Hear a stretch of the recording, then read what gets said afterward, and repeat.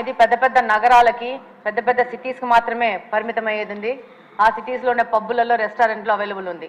ఇప్పుడు గాంజా అనేది చిన్న మండల స్థాయికి గ్రామ స్థాయికి చేరుకోవడం జరిగింది. ఇప్పుడు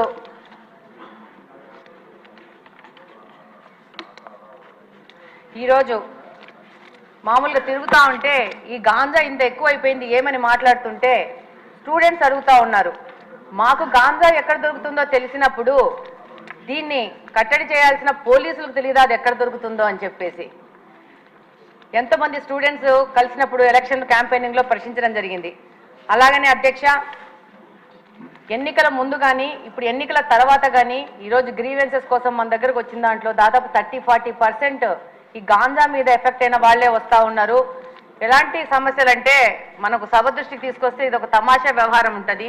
పిల్లాడు గాంజాకి అడిక్ట్ అయ్యాడని చెప్పేసి దాంట్లో నుంచి బయటికి తీసుకురావడానికి ఏవో మాయలు మంత్రాలు అని చెప్పేసి ఎవరో సాముల్ని మీద ఆధారపడి వాళ్ళు వచ్చి వాళ్ళ ఇంట్లో ఉన్న బంగారం అంతా చూసి వీడు గాంజా మీద ఎఫెక్ట్ అవుతున్నాడు ఈ అబ్బాయి అని చెప్తే వాళ్ళు ఆ బంగారంతా దొంగతనం చేసుకుని వెళ్ళిపోతే ఆ కేసు ఇప్పటికీ కడపలో 2 టౌన్ పోలీస్ స్టేషన్లో ఎఫ్ఐఆర్ రిజిస్టర్ అయ్యింది. నిన్న 1 వీక్ బ్యాక్ కూడా సదరు మహిళ వచ్చి నాది ఏదో సమస్య తీర్చండి అని చెప్పింది. అంటే దాదాపు సామాన్య ప్రజలు ఈ గాంజా వల్ల ఎంత ఎఫెక్ట్ అయ్యారంటే అసలు ఈ 5 సంవత్సరాల్లో మిగతా సమస్యలు ఒక ఎత్తు అయితే గాంజా సమస్య అనేది ఇంకొక పెద్ద ఎత్తుకు చేరుకోయింది.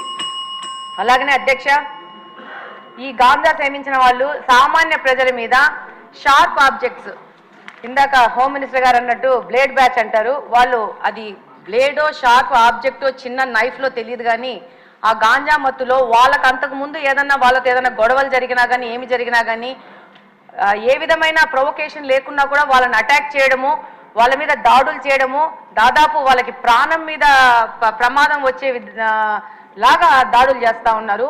రంజాన్ మాసంలో కడప నియోజకవర్గంలో ఒక మసీదు నుంచి రాత్రి 11 గంటలకి నమాజు చేసుకొని బయటికి వస్తుంటే వచ్చిన పిల్లోడిని అసలు వితౌట్ ఎనీ నోటీసు చిన్న షార్ప్ ఆబ్జెక్ట్ తీసుకొని కొయ్యడం జరిగింది. అబ్బాయికి దాదాపు రిప్స్లో దాదాపు 3-4 ఇంచెస్ లోపలికి వెళ్ళి హైదరాబాద్ అపోలోకి తీసుకొచ్చి దాదాపు 20 రోజులు పెట్టి దాదాపు 5-6 లక్షలు ఖర్చు అయిందని కూడా చెప్పారు. చెప్తున్నాను.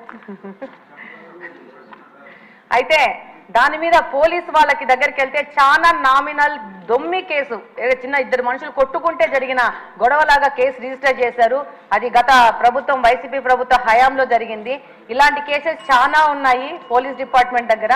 వాటన్నిటి కూడా మళ్ళీ చెక్ చేసేసి వాటిని సరైన ఎఫ్ఐఆర్ రిజిస్టర్ చేసి వాళ్ళకి న్యాయం చేయాలని కోరుకుంటున్నాను. అలాగనే ఈ గాంజా మీద ఒక స్పెషల్ టాస్క్ ఫోర్స్ ఏర్పాటు చేసి ప్రత్యేకంగా మీకు అవసరం ఉంటే నాకంత తెలియదు కాబట్టి స్పెషల్గా రిక్రూట్ చేసుకునైనా కూడా దీని మీద ముందుకు పోవాల్సిన అవసరం ఎంతగానో ఉంది. లేకపోతే సమాజం మొత్తము పాడైపోయే ప్రమాదం ఉంది.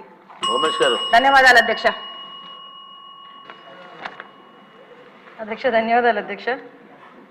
అసాంఘిక